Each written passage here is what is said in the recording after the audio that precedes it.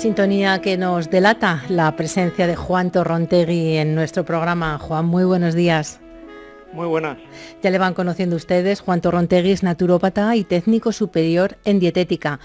Juan, ¿qué te parece si hoy tocamos esa faceta tuya como dietista, como técnico superior en dietética, y conversamos acerca de los alimentos, sobre todo de cómo poder realizar una correcta combinación a la hora de plantearnos las comidas, las cenas y nuestro día a día?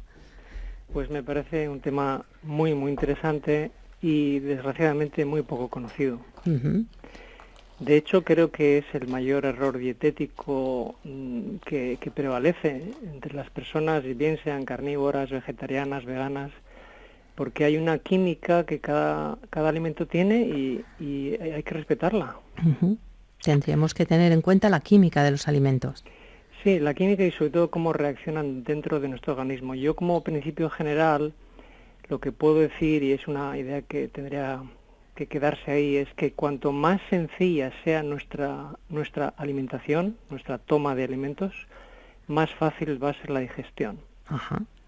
Entonces, este es un tema que tiene cierta complejidad, pero bueno, no podemos abarcar en un corto tiempo todos los aspectos que tiene en sí la correcta combinación de los alimentos, pero por lo menos uno de los principales creo que sí que lo podemos exponer como para que la gente lo entienda. Ajá. ¿Vale? Vale. Entonces, vamos a imaginarnos que obviamente nosotros, por ejemplo, si mezclamos agua con gasolina, no se produce ninguna reacción. Ajá. No. Pero si nosotros mezclamos fuego con gasolina, Sí. entonces ahí tenemos una combustión y una reacción explosiva, de hecho. Sí. Entonces fíjate que estamos hablando de tres elementos diferentes que depende cómo los combinemos, puede haber una reacción.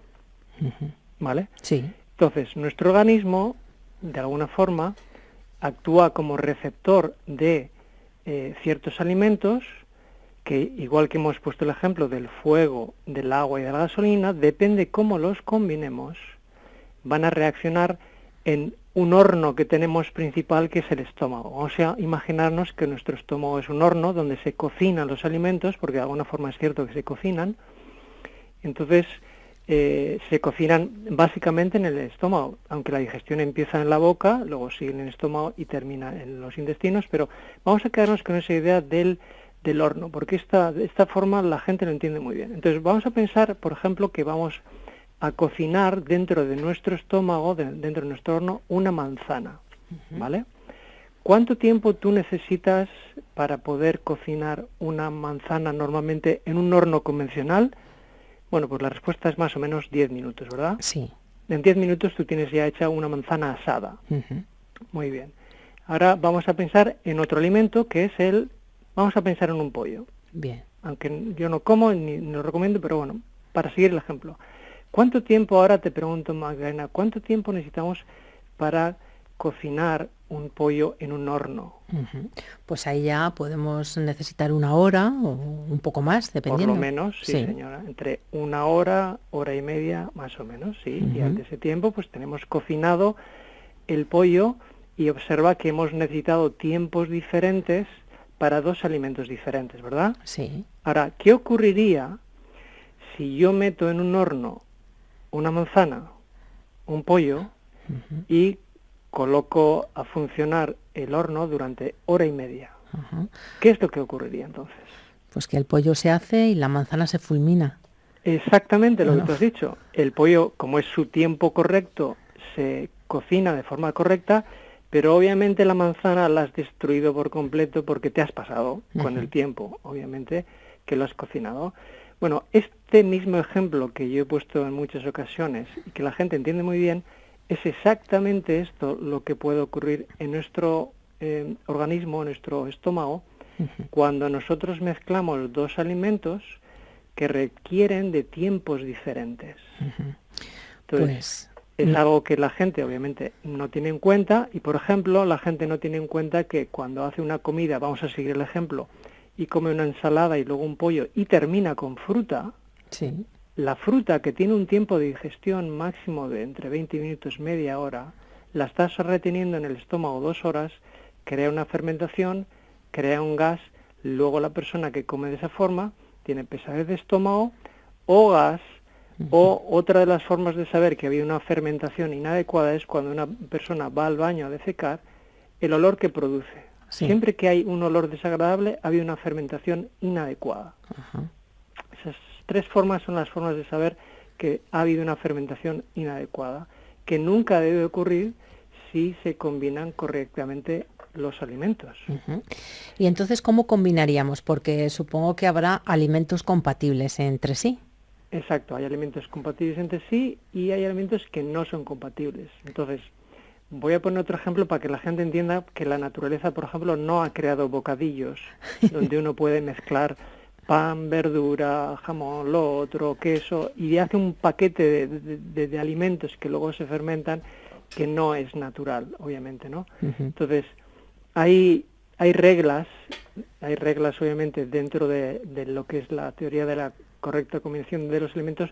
Hay muchas, de hecho, pero bueno, vamos a dar solo unas poquitas porque si no sería muy largo, ¿no? Pero mira, es muy importante que cuando una persona come fruta, solamente y únicamente coma fruta y nunca la coma junto con otra comida. Ajá.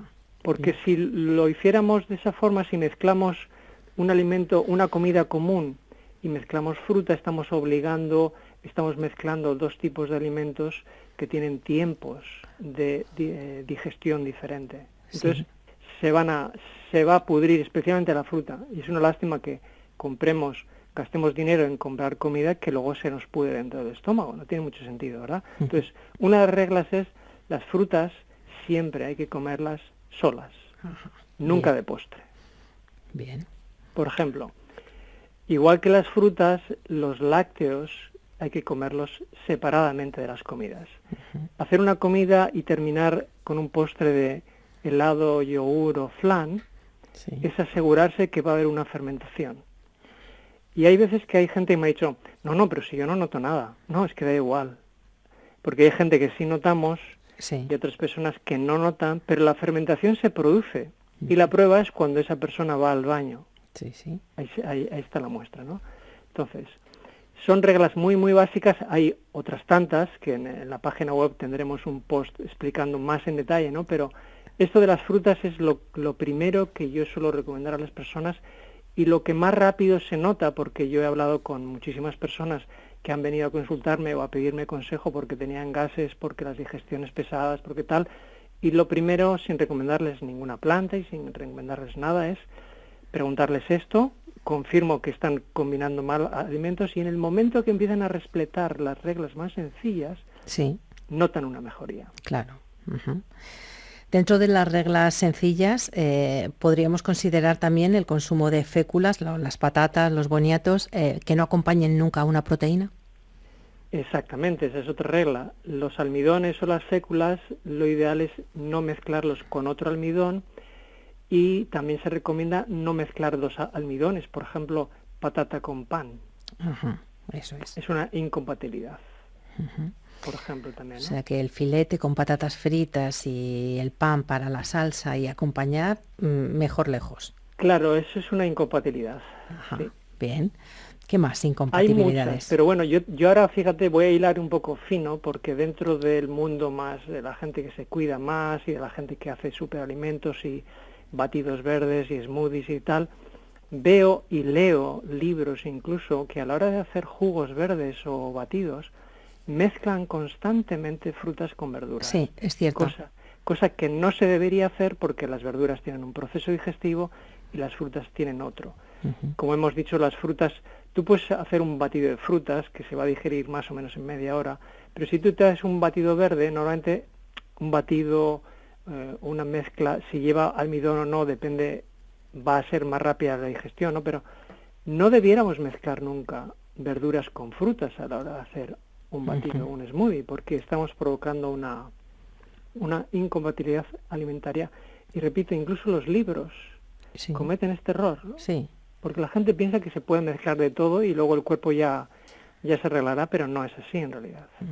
En realidad es que muchas veces en los libros o en las cuestiones que leemos en esta línea en Internet, lo que buscan es un sabor determinado o el sabor final, no la combinación de alimentos. Claro, exactamente, acabas de decir algo que es cierto. El problema es que ¿De qué vale que a mí algo me sepa bien cuando yo me lo tomo si luego no me nutre? Porque no es lo que comemos lo que es tan importante, sino lo que asimilamos. Entonces hay que tener en cuenta que además del gusto y de lo que nosotros nos preparamos, debemos de tener en cuenta la asimilación de los alimentos que estamos comiendo también.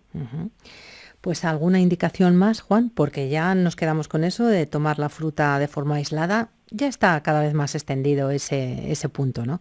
Los lácteos también aislados, no acompañados de otra comida. Las féculas y los almidones, no combinar almidones entre sí. Las féculas no tomarlos a la vez que las proteínas.